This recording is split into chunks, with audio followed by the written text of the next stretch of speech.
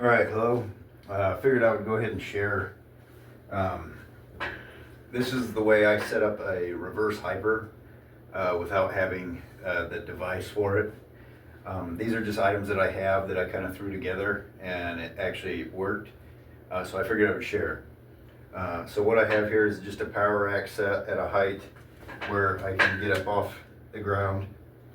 So once I got up on here, now what I'll put on first here are these are just pads that were for like a leg extension, and I had these, so I figured why not use them for this.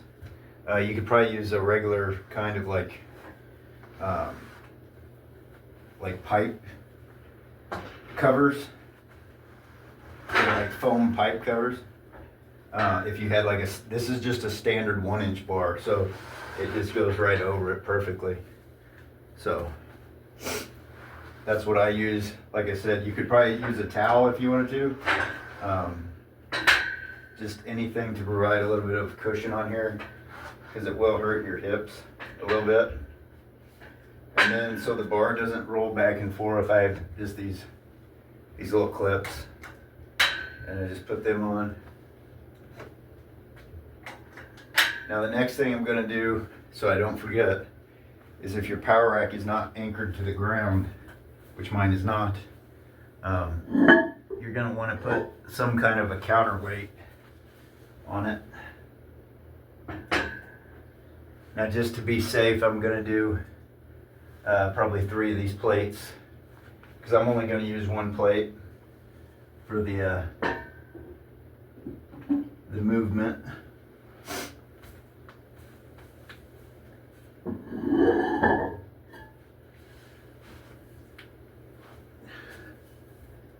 So put our 1 plate there. Then our last one here.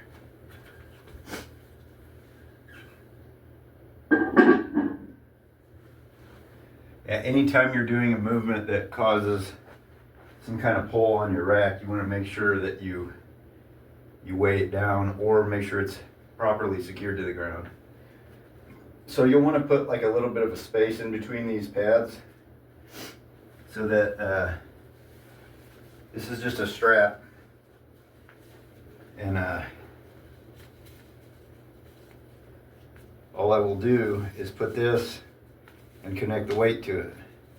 So it's just kind of like a ratchet strap kind of deal.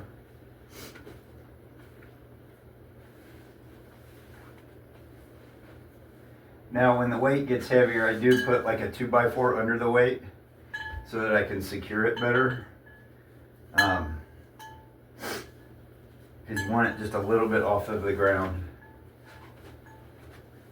And it can become kind of tricky to attach it, but it's not too bad.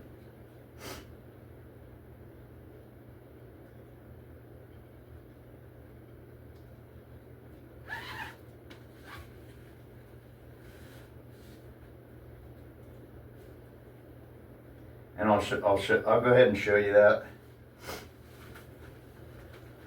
So if you have like a 2x4, just put the weight on it, and then you can secure it enough to where it's not on the ground anymore like that. And there, all you gotta do now is I have it's a belt squat belt. It's a spudding belt squat belt. So now you can attach this to the weight.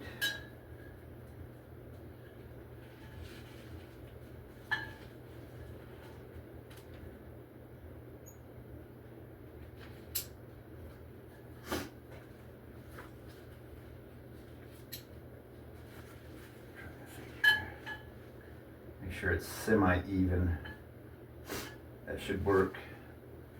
And we'll try it out here. So Make sure that it works okay.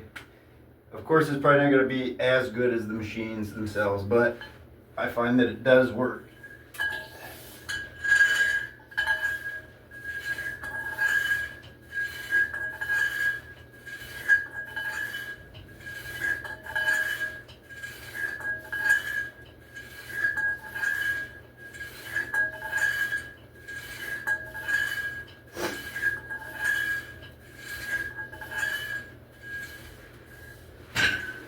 So that's that. So it's fairly easy to put together, and it works fairly well. Of course, you're probably not going to be able to overload it as much as you could one of the machines. I think as much as I've been up to is about 100 pounds. So it is efficient, and it would get you by if that's all you had. So if you have these items, you can go ahead and throw it together and give it a try.